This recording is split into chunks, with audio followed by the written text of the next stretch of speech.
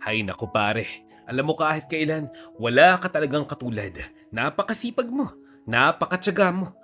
Ang aga mong magtrabaho. Hanga talaga ako sa iyo eh. Pero pare, payo ko lang to ha. Huwag mo naman sanang mamasamain. Mag-ingat ka, lalo na sa pinsan mo. Hindi mo hawak ang panahon. Baka dumating yung pagkakataong paalisin kayo ng pinsan mo. Alam mo naman ang kanyang ugali. Nako, baka mamaya niyan, siya ang manginabang sa lahat ng iyong mga pinaghirapan. Sayang naman. Yan ang sabi ni paring Mulo sa kanyang kaibigan. Ang tugon naman ng kanyang kaibigan, maraming salamat paring Mulo. Alam mo, ang totoo niyan, pumasok na yan sa isipan ko noon pero ang Diyos lamang ang nakakaalam. Ang mahalaga, wala kaming ginagawang masama sa aming kapwa. Ginagawa namin yung ikabubuti ng lahat. Katulad na nga lamang ng laging sinasabi ng misis ko noon, alam ng Diyos ang aming ginagawa, mabuti man yan o masama. Umaasa ako na walang gagawing hindi maganda sa amin yung pinsan namin dahil pamilya kami, mag-anak kami. Kasi kung magkakataon, kawawa naman ang mga anak ko. Wala kaming ibang lilipatan. Napakamahal pa naman ang pagrenta sa bayan. Ay. Dahil dyan, napaawa na nga lamang itong si Mulo sa kanyang kaibigan. Ito nga kasing si June na kanyang matagal ng kaibigan at kababata ay sadyang napakabuting tao. Kaya lang, sadyang medyo minalas dahil nagmula sa isang napakahirap ng pamilya. Ang kanyang mga magulang noon, wala pang permanenteng trabaho. Kaya maaga pa lamang, kahit bata pa lamang, nagbabanat na nga ng buto itong si June upang makatulong sa kanyang pamilya hanggang sa ayon. Nagsilakihan na nga sila at nagkaedad. Ngayon, si June may sarili na ngang pamilya. Proud na proud naman sa kanya ang kanyang asawa at mga anak dahil napakahusay nga niya sa kanyang ginagawang trabaho dun sa bukid. Napakagaling niya sa paghahalaman. Magaling siyang mag-alaga ng hayop at magpatubo ng mga prutas at gulay. Ang kanilang mga suki nagmula pa sa ibang mga probinsya. Dinadayo pa ang bukid nitong sina June. Dahil dyan, nagkakaroon ng sapat na budget si June upang pag-aralin ang kanyang mga anak sa kabayanan. Pero ang masakit tanggapin, pupuntahan lang ng kanyang pinsan ng kanyang lupain para manguha lamang ng gulay na dapat kahit siya ang may-ari, sana wag namang putihin. Yung bagang magtiraman lamang para kina June at sa kanyang pamilya. Pero hindi. Magulo, hindi ba? Ganto kasi yun. Mayroong malawak na taniman ang pamilya nga nitong sina June. Ang tanimang ito, hitik sa bunga. Ang problema, napag-alaman na ang lupaing iyon pala ay sa pamilya talaga ng kanyang pinsan. Pero dahil kamag-anak nga, kapamilya, kadugo, hinayaan silang manirahan sa lugar na iyon ng mas matagal pang panahon.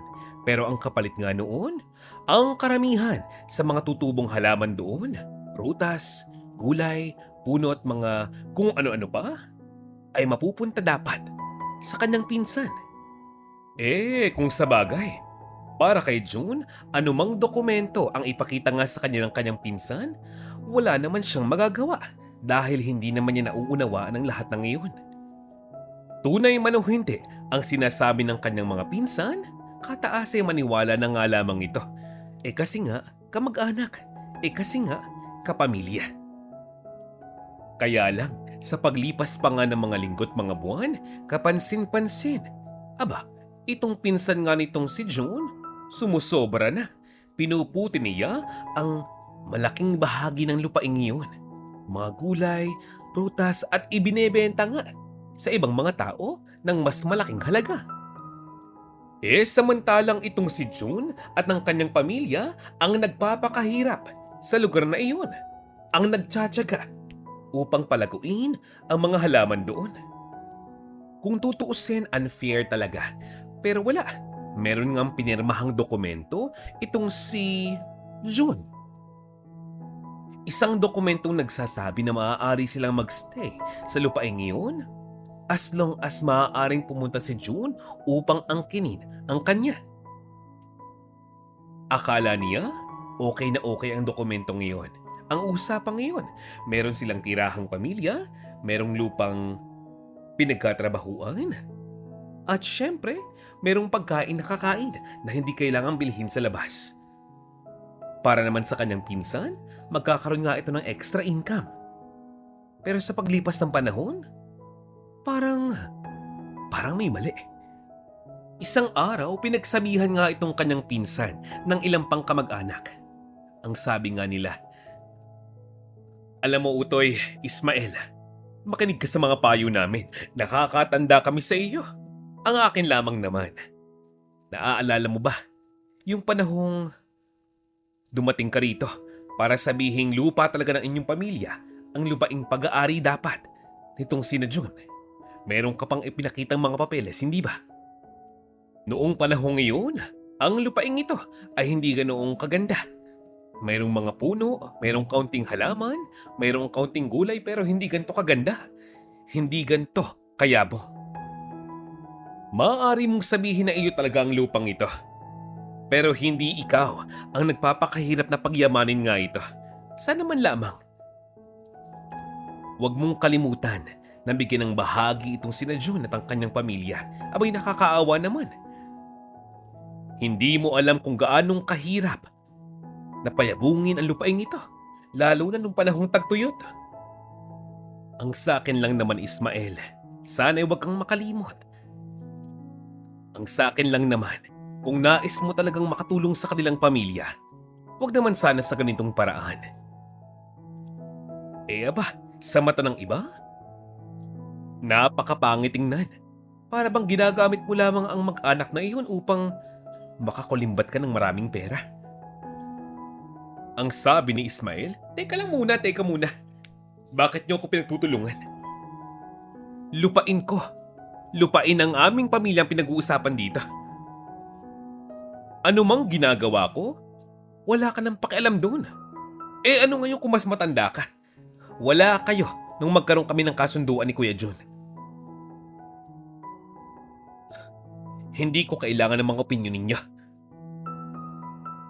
Ang sabi ng kanyang kuya, Ismael, pinagsasabihan ka lamang namin. Bahala ka na nga. Bahala ka sa buhay mo. Napakabait ng iyong Kuya June. Huwag mo naman sanang abusuhin. Habang nag-uusap ang magkamag-anak na iyon, dumating naman si June. Ang sabi nga niya, hayaan na lamang daw si Ismael. Para bang pinapalabas pa nga ni June na okay lang sa kanya ang sitwasyong ito. Ayaw na nga daw niya ng gulo dahil baka maya-maya mapalayas pa nga sila ng mas maaga sa lugar na iyon. Kawawa naman daw ang kanyang mga anak. Kaya kung kinakailangan magpakumbaba, gagawin niya. Nang sumunod na araw, dumating na naman si Ismael sa lupaing iyon kasama ang kanyang mga tauhan. At 3 truck pa ang kanyang kasunod. Halos lahat ng iyon handang-handa ng kunin at putihin ang lahat ng mga gulay at prutas sa kanyang lupain. Halos mapaiyak naman ang asawa nga ni June na si Mila. Paanong hindi? Pagkatapos nga nilang paghirapan, lahat ay kukuhanin sa kanila at wala silang kalaban-laban. Niyakap na nga lamang ni June ang kanyang asawa upang ito'y kumalma. Subalit ang totoo, masama nga rin ang loob nitong si June sa ginagawa ng kanyang pinsang si Ismael. Hindi maiwasang manlambot ang kanyang mga tuhod, lalo na nang paalis na ang mga truck na iyon. Bitbit ang halos lahat ng kanyang mga pinaghirapan. Lahat ng kanyang pinagpaguran, pinagpuyatan. Ang pinsang si Ismael ni hindi man lamang nagpaalam bago nga sila umalis, ni hindi nga nagpasalamat. Pailing-iling na nga lamang ang ilang mga kamag-anak at ilang mga kapitbahay ni June at Mila. Maya-maya, makalipas ang ilang mga minuto, isang matanda ang dumating. Napadaan nga ito malapit sa bahay ni na June. Para bang siya mismo yung nagtataka kung bakit ganoon ang nangyari. Para sa kanya, ayon sa batas, mali ang ginagawa ni Ismael. Pang-aabuso ito ng karapatan. Nagtanong naman sa matanda ang ilang mga kamag-anak ka ni June at ang kanyang pakilala, siya nga raw si Mang Pasiano, isang matandang negosyante. Ang dagdag pa nga niya, siya nga raw ay nakabili ng isang malawak na lupaing malapit lamang sa lupaing pag-aari nga daw ni Ismael. Ang kanyang suliranin, paano niyang aalagaan ang lupaing kanyang nabili gayong siya nga'y matanda na? Paano niyang mas papayabungin ang lupaing iyon gayong ang kanyang ibang mga anak nasa ibang bansa na? Balo na nga ito at nahihirapan na ngang kumilos mag-isa. Ang tanong ng ilang mga tao, bakit siya bumili ng lupaing katulad nga noon kung wala pala siyang maaaring pagkatiwalaan upang mag-asikaso nga nito? Ang totoo nga daw niyan, ang lupaing iyon ay mura nga lamang niyang nabili. Inialok lamang sa kanya ng isang kamag-anak. Nagkataong mayor pala ang kamag-anak na ito. Sayang din naman ang lupain kung hindi niya bibilhin. Alam niyang sa paglipas ng panahon, lalaki ang halaga nito. Sayang naman. Bilang isang matandang negosyante, mahalaga para sa kanya ang mga ganong klase ng investment. Sabi nung isa, Pasiano? Kayo po pala yun? Kayo po si Senyor Pasiano de la Fuentes? Kaya pala. Mang Pasiano, payo ko lang ho sa inyo. Magaling pa yung makahanap po kayo ng isang tamang tagapag-alaga ng inyong malawak na lupain. Sa pagkakaalam ko po, sa sobrang ganda ng posisyon ng inyong lupain, malapit lamang ito sa malaking ilog. Hanggang sa nagpatuloy pa ang kwentuhan ng mga taong ito. Tawanan, kwentuhan, halakhakan at kung ano-ano pong pinag-uusapan. Asahan yung si June naging parte din ng kanilang usapan kung gaanong kasipag ito at kung gaano itong inaabuso masyado ng kanyang pinsan. Samantalang ang mag-anak ni June nasa loob lamang ng bahay, kinakausap nga ni Mila ang kanyang misis. Ang sabi nga nito, "June, mahal, paano to ngayon? Sabihin mo, paano June? Saan tayo kukuha ngayon ng pang-tuition ng mga anak mo?" Yan ang sabi ni Mila. Itong si June, walang maisagot na kahit na ano. Makalipas ang halos 3 araw, nakita itong si June ng ilan niyang mga pinsanin, ilang kamag-anak at naikwento ang tungkol kay Mang Pasiano. Sabi nga nila, "Pinsan, baka gusto mong ipagsabi kita kay Mang Pasiano. Baka sakaling matulungan ka niya. Mabait yun.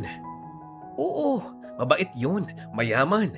At mukhang kilala ka nga eh. Ang totoo niyan, ikaw ang pinag-uusapan namin nung isang araw. Awang-awa sa'yo." Kaya lang tumatanggi nga itong si June. Nakakahiya nga daw. Isa pang dahilan ng kanyang pagtanggi, ibebenta na nga lamang daw niya ang ilan sa kanyang mga alagang kambing. Dagdag pa dyan, sa susunod ng buwan, muli siyang magniniyog. Sigurado namang aabot na ang budget nga niya para sa pangangailangan ng mga bata. Good luck na nga lang sa kanyang katawan. Ay, bugbog na naman sa trabaho. Kawawang June.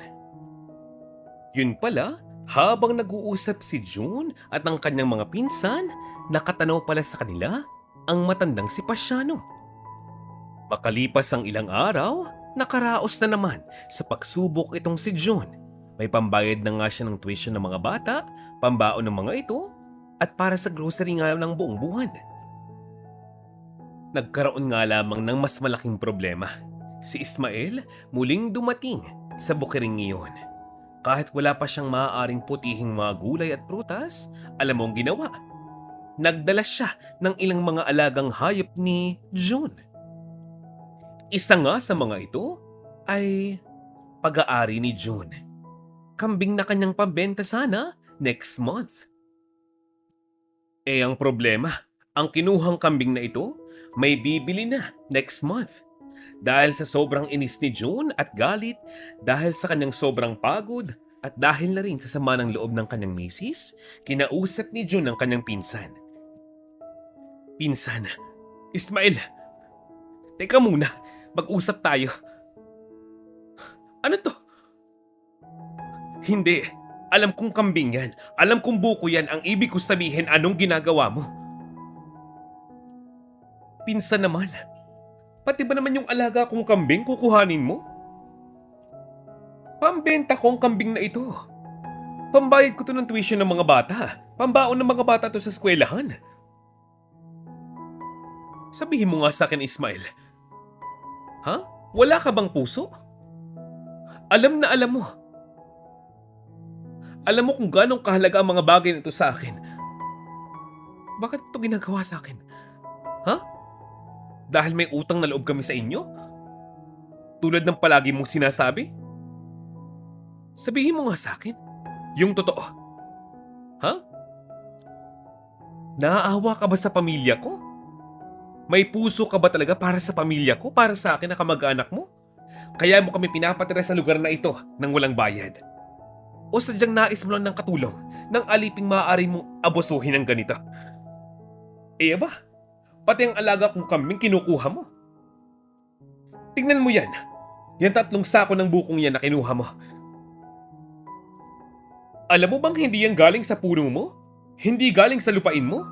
Pinuti ko pa yan mula sa kabilang kabayanan. Sa kabilang lupain. Inipon ko para maibenta ko. Tapos kukuhanin mo nang walang pasabi sa akin? Matuto kang magtanong, Ismael. Matuto kang magtanong. Ano bang ginawa kong mali sa'yo? Wala akong maling ipinakita para sa'yo. Itinuring kitang maayos, parang kapatid ko. Pero sumusobra ka na. Sumusobra ka na, Ismael. Ang sabi naman ng kanyang pinsan, aba, teka muna. Kuya John, kumalma ka. Baka nakakalimutan mo kung sinong kausap mo ngayon.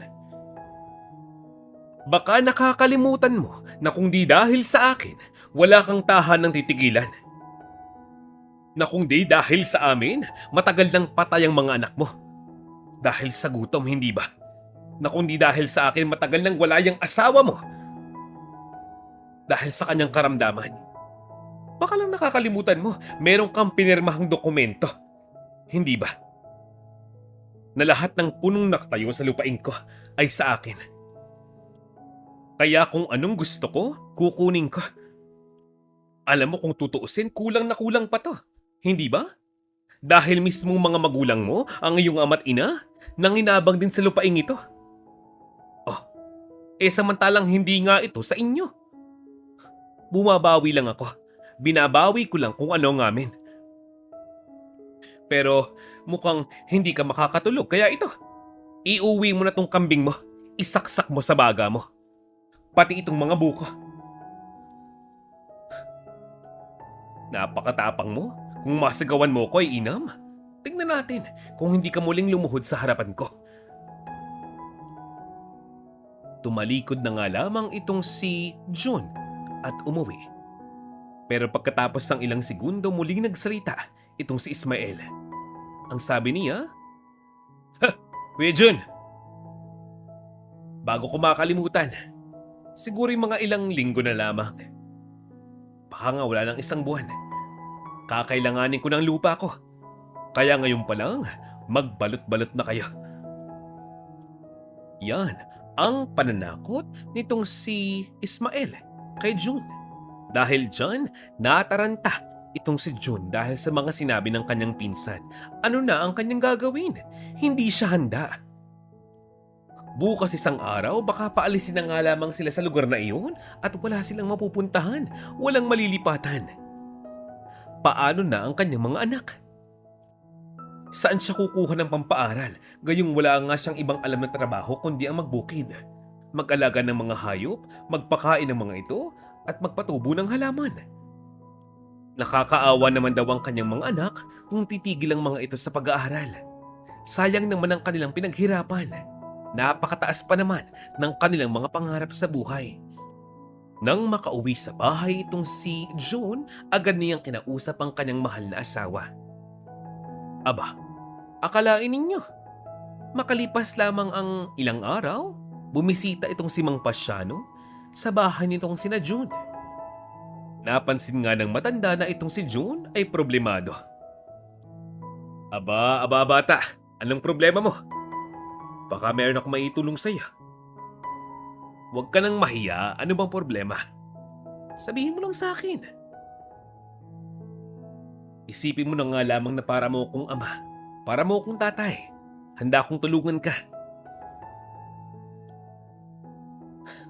Sabihin mo na sa akin. Yung totoo, pinapaalis na ba kayo rito? Sinasabi ko na nga ba eh. Sinasabi ko na nga ba. Pinapaalis na nga kayo, no? Hayaan mo na yun. Huwag kang mag-alala. Mahalaga man sa'yo ang lupaing ito. I-let go mo na. Hayaan mo na. Huwag ka naman sanang magagalit sa akin pero alam mo ba, ang pagkakataong ito, ang matagal ko nang hinihintay. Yan ang sabi ng matandang si Pasiano. Napatingin ng hindi maganda itong si June sa matandang si Pasiano. Ang sabi ng matanda, teka muna. Huwag mo kong pandilatan ng mata. Ibang ibig kong sabihin. Ganito kasi yun eh. Kung pinapaalis na nga kayo rito maaari kayong magtungo sa aking lupain. Malawak yun. At ang totoo niyan, kailangan kong serbisyo mo. Kailangan kong tulong mo. Alam mo ba, handa akong bigyan ka ng 1 ektaryang lupa. Hindi naman sa pagmamayabang pero kayang-kaya kong gawin. Kung gusto mo, kung okay lang sa'yo. Dahil sa mga sinabi nga ng matanda, medyo natigilan nga itong si June dahil parang hindi totoo ang kanyang mga naririnig. Masyadong malaki para sa isang milagro o regalo. Ang dagdag pa nga ni Pasiano, okay lang daw na magpagawa siya ng panibagong tahanan sa kanyang lupain para sa pamilya nga ni June. Napakabait, hindi ba? Nanlaki ang mga mata ni June. Halos mapaluhan na nga ito. Hindi nga kasi siya makapaniwala sa sinasabi nga ng matandang si Pasiano. Pero kilala nga niya ang matandang ito. Mayaman ito. At para sa kanya, walang imposible. Halos mapayakap nga ito kay Mang Pasiano. Ang matanda, napatawa na nga lamang dahil bigla nga niyang namihis ang kanyang mga anak. Nakita kasi ni Mang Pasiano ang potensyal ni June, kung gaano nga ito kahusay, kung gaano kabait at kasipag. Ang sabi nga ng matanda, handa siyang tumaya para kay June. Handa siyang bigyan ng malaking lupain itong si June na maaari niyang angkinin. Ang kapalit lamang nito ay alagaan niya ang malawak niyang lupain. Alam niyo ba, hati pa sila sa kikitain. May pangako pa nga itong hindi niya nga papaalisin si June. Habang buhay. Mga kaboni Malia, habang buhay. Agad namang tumayo sa pagkakaupo itong si June at sinabi ang magandang balita dito sa asawa niyang si Mila. Maging ang kanyang asawa, hindi makapaniwala. Tunay nga namang kapag minawawala sa iyo, minsan, doble o triple pa ang papalit dyan. Maghintay ka lang. Maniwala ka lang. Ang nakakatuwa pa, hindi ganong kalayo ang highway mula sa lupain nga ng matanda. Hindi magiging mahirap para sa mga anak nila ang magtungo sa paaralan araw-araw. Ngayon, hindi na kailangan mangupahan. Kahit mag-uwian ay okay lang. Bakit nga naman maghihintay pa na dumating itong si Ismael? Within the same day, nagpatawag ng malaking truck ang mga tauhan nga ng matanda. Iniutos nga ni Mang Pasyano na ilipat na ang bahay at ilang mga gamit ng mag-asawang ito sa kanyang lupain. Medyo nalungkot nga lamang si Mang Pasyano nang malaman niyang ang bahay pala nga nitong si June ay lumang-luma na. Hindi magagawang ilipat dahil malamang masisira. Kaya itong si Mang Pasyano, nagpasyang ipagpagawa na nga lamang ng maayos na bahay itong si June sa kanyang lupain. Maging mga appliances meron din. Napakaligaya nga nitong si June dahil magmula ngayon, hindi na nga sila gigipitin at aabusuhin nitong si Ismael. Hindi na kahit kailan. Hindi na nga sila masyadong mahihirapan.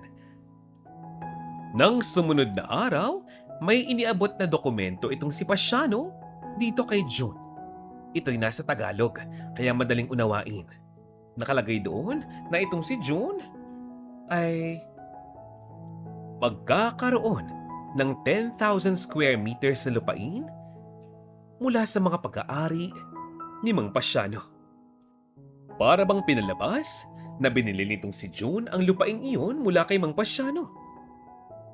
Nanginginig pa nga ang kamay ni June nang pirmahan ang dokumento sa harap mismo ng dalawang abogado. Sa loob mismo ng isang buwan, pinabakuran agad ni Mang Pasyano ang kabuuan ng kanyang mga lupain. Gusto nga niyang masiguro na nasa tamang sukat nga ito. Dahil kilala nga niya ang pinsan ni June, mautak ito. Pagdating sa ganung klase ng bagay, baka mamaya dahil malapit lamang ang kanyang lupain, sa lupain nga nitong si Pasyano, magkadayaan pa. Baka sabihin, niloloko nga siya sa sukatan. Makalipas pa ang ilang linggo, bumalik nga itong si Ismael sa kanyang lupain at labis nga ang kanyang pagkagulat dahil nakita nga niya napakalinis na nga nito. Wala na nga doon ang mga taong inaasahan niyang andoon pa at sasalubong sa kanya. Wala na si June, ang kanyang asawa at ang mga gamit nga nila. Wala na nga rin doon ang ilang mga halamang sila mismo ang nagtanim, maging ang mga alagang hayop doon. Wala na rin. At dahil nga sa bali-balitang kumakalat, napag-alaman nga niya na maaaring kay June pala ang bahay na kanyang nakitang ipinapatayo malapit sa di kalayuang lupain ni Mang Pasyano. Hindi pala siya namamalikmata. Ang lalaking kanyang nakita sa di kalayuan ay si June. Alam niyo ba mga ka-Von Malia, sa pagkakataong ito, mabait pa rin si June dahil hindi niya iniwang patay at walang buhay ang mga alagang halaman niya doon. Umalis man siya sa lupaing iyon, hindi siya umalis na parang wala lang. Ang totoo niyan, nung mismong araw na siya maglipat ng bahay, sinubukan pa niyang tawagan nga itong si Ismael. Pero sadyang hindi nga sinasagot ang tawag. Maging mga message, walang reply. Palibhasa magmula pa lamang noon, sadyang wala nang ang halaga para kay Ismael, itong sina June. Ganoon pa man, nagalit pa rin si Ismael sa kanyang pinsang si June at sinabihang napakayabang daw nito at walang utang na loob. Kapal na mukha, hindi ba? Pero ang sabi nga ni June, matagal nang bayad ang utang na loob na iyon.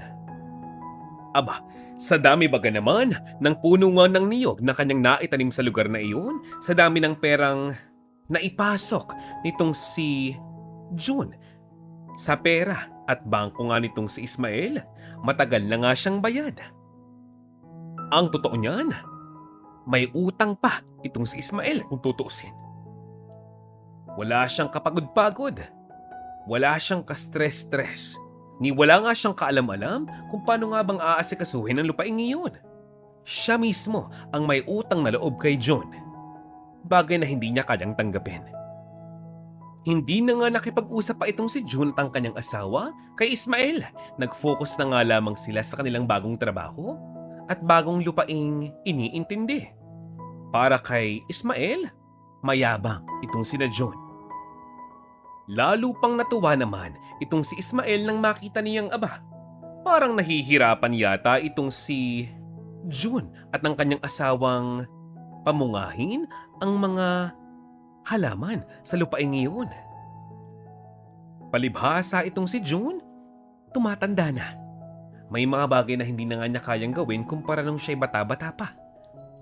Kaya itong si Ismael, tuwing mapaparaan sa lupain nga ni Mang Pasyano, para bang minamata-mata niya itong si June.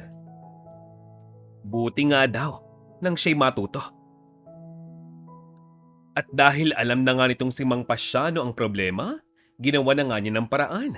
Gamit ang kanyang pera, bumili nga ito ng bagong makinarya at syempre ilang pang mga pataba sa lupa. Mayroon na rin siyang maraming binhi na maaaring magamit upang makapagtanim ng mas maraming halaman. At sa pagkakataong ito, mas lalong napagyabong nitong si June ang mga lupaing iniatang sa kanya. Ang mga trabahong inilaan para sa kanya at hindi naman siya napahiya. Dahil biglang gumanda ang panahon sa Pilipinas nung mga oras na iyon, nagkataong napakaganda pa ng mga binhing ibinigay nga nitong si Mang Pasyano. Sa tulong ng ilang makinarya at mga pataba sa lupa, napagyabong ni June at ni Mila ang mga halaman doon. Di ba nga itong si Ismael naman walang alam sa pagbubukid. Wala siyang taong maaaring pagkatiwalaan ng lupaing iyon. O mas tamang sabihin, walang taong mag-volunteer na tumulong sa kanya. Kaya sa makatuwid, napabayaan din niya ang lupain. Pagkalipas pa ng ilang buwan nang muli niya nga itong bisitahin, grabe talaga ang kanyang pagkagulat nang makita niya ang napakalawak na plantasyon ng saging at mga halaman nitong sina June. May mga kalabasa pa sa gilid. Sa di kalayuan, may mga niyog na rin at mga mangga. Ang kagandahan pa niyan, itong si June hindi sobrang napapagod dahil sa tulong ng ilang makinarya na kanyang kaagapay sa trabaho. Ang kanyang asawang si Mila hindi rin ganong nahihirapan. Ramdam ng mag-asawa na inuunawa talaga sila nitong si Pasyano. Alam niyo ba, si Mang Pasyano sa sobrang bait, binayaran na nga niya ang lahat ng tuition fees ng mga anak nitong sina June at Mila. Dagdag pa dyan, binigyan pa niya ng sapat na budget pang baon sa araw-araw at syempre, mga bagong computer na magagamit para sa pag-aaral. Mga gadget. Hanggang sa ayun, halos lahat ng suki nga nitong si June mula sa kanyang dating lupain, lumipat na sa lupain nga nitong sina Mang Pasyano. Dumami pa ng dumami ang kanilang mga suki, ang mga dayo mula sa ibang probinsya upang bilhin ang kanilang mga halaman, prutas, gulay at ilang mga alagang hayop. Itinuring na ama nitong si June si Mang Pasyano. Labis ang kanyang respeto nga dito. Magmula ng simula, hindi niya nga sinira at binasag ang tiwalang ibinigay nga nito dito. Kaya lang isang araw, habang nag-aagahan nga sila, muling kinausap ni Mang Pasyano itong si June. Sabi nga niya, "Lahat ng ibinibigay ko sa iyo ay deserve mo. Mabuti kang tao, June. Ngayon alam ko na kung bakit napakabuting bata ng mga anak mo. Magalang, mabait, mapagkakatiwalaan. Dalangin kong pagyamanin ninyo ang lupaing ito. Di ko alam, baka bukas isang araw who knows? Baka kunin ako ng may kapal. Baka isang araw, ipatawag na ako ng mga anak ko patungo ng Amerika. Hindi natin alam. Mila, June, kayong dalawa lamang ang aking pinagkakatiwalaan nga ng lubos sa lugar na ito, pero kung medyo nahihirapan kayo, maaari kayong kumuha ng mga makakatulong ninyo. Ako nang bahalang magbayad sa kanila. Kapag nangyari yun, gusto kong malaman mo na yung totoong plano ko. Pag nasa Amerika na ako, maging yung iba kong lupain sa kabilang barangay, maging sa kabilang bayan, baka ipamanage ko na rin sa'yo. Kung kaya mo pa naman, kung okay lang sa'yo. Iho, huwag ka sana magbabago ha. Pangako mo sa akin na hindi mo gagayahin ang pinsan mong si Ismael. Napatahimik na lamang itong si June at Mila. Napayakap sa matanda at muling nagpasalamat. Alam niyo ba, dahil napakabuti nga ng puso nitong si June at Mila, nagawa pa nga nilang bigyan ng trabaho ang ilang malayong kamag-anak. Hindi nakapagtatakang mas yumabong ang kanilang taniman. Samantalang ang mga punla sa lupain nga nitong si Ismael, nagkandamatay na. Palibhasa kung sino-sinong trabahador na ang kanyang inupahan. Ngayon, binabalot ng inggit si Ismael dito kay June. Paano ba naman? Napakalaki ng mga bunga nga ng kanilang mga punong kahoy, maging mga gulay at prutas. Ang mga sagingan, naku, napakaganda at napakalaki ng mga bunga. Dahil dyan, dahil sa sobrang inggit at nais nga niya na mas nakakataas siya kay June, pinagbalakan pa nga ni Ismael na gawa ng hindi maganda ang lupaing pag-aari ni Mang Pasyano upang masira niya ang gulayan at sagingan ang mga halaman na ni June. Dahil sa inggit. Ang mali nga niya, ang kanyang mismong mga trabahador ay mga kaibigan ni June. Nagsumbong kay Mang Pasyano. Dahil dyan, dahil sa kanyang mga plano, nagpasya itong si Pasyano na pataasan ang mga pader sa pagitan ng lupa nga niya at lupain ni Ismael. Pero itong si Ismael, hindi pa rin tumitigil. Nais pa rin niyang sirain ang pangalan nga ni June sa mga tao. Isang araw, mismong si Mang Pasyano na ang bumisita sa harapan ng bahay nitong si Ismael. Bumaba nga ito sa kanyang mamahaling sasakyan. Tatapatin na kita. Ismael, kilala kita. At ayoko nang makipaglokohan pa sa'yo. Alam ko mga ginagawa mong kalokohan. Alam mo, sayang ka eh. Bata ka pa. Pero alam mo, yang kayabangan mo, yang kalapastanganan mo, yang kahambugan mo mismo, ang magbibitbit sa'yo sa kulungan. Kinuha ko si June upang mailayo sa iyo, sa mga katulad mo. Aba, paanong hindi? Imbis na tulungan mo siya, mas lalo kang gumagawa ng paraan upang sila'y mapalubog. Anong klaseng kamag-anak ka? Sa susunod na malaman ko na may binabala kang hindi maganda sa aking lupain at sa lupain ni June, magkakahablahan tayo. Huwag mo akong subukan. Huwag mo akong subukan. Hindi mo ako kilala. Pero ikaw, kilalang kilala kita. Nung una, hindi pa nga nagpapahalata ng kaba itong si Ismael. Hindi nga siya naniniwala sa mga sinasabi nitong si Mang Pasyano. Pero, nang biglang sumilip mismo sa bintana nitong kotse ni Mang Pasyano, si Mayor, biglang namutla itong si Ismael. Kasama ni Mayor ang kanyang asawa na nagkataong isa sa pinakamayamang negosyante rin sa kanilang bayan. Pag-alis ni Mang Pasyano, na-research nitong si Ismael kung ano nga ba talaga ang tunay na pagkatao ni Mang Pasyano at yun nalaman nga niya. Ito pala ay isang napakahusay na politiko noong araw. Ang bagay na iyan ay hindi niya alam dahil nga siya ay dayo lamang. Si Mang Pasyano pala, bukod sa isang dating politiko, ay napakahusay na negosyante at guro. Ay, nakwento ko na rin ba? Dati rin siyang sundalo. Makalipas pa ang ilang linggo, nagpaalam na nga itong si June sa matanda. Dahil itong si Mang Pasyano, handa nang pumunta ng Maynila upang makapunta sa airport at makatungo na rin sa Amerika dahil miss na miss ng araw niya ang kanyang mga anak at mga apo. Nag-iwan nga itong si Mang Pasyano ng mga dokumento, mga papeles na napakahalaga at ang sabi nga niya, ingatan ito ni June at kahit na kailan, huwag babasahin, huwag bubuksan. Hanggang sa iyon, nagkapaalaman na nga ang dalawa, si June Inasikaso ng maigi ang mga lupain na pag-aari nga niya at pag-aari din nitong si Mang Pasyano. Ang kanyang mga anak, nakapagtapos na nga ng pag-aaral.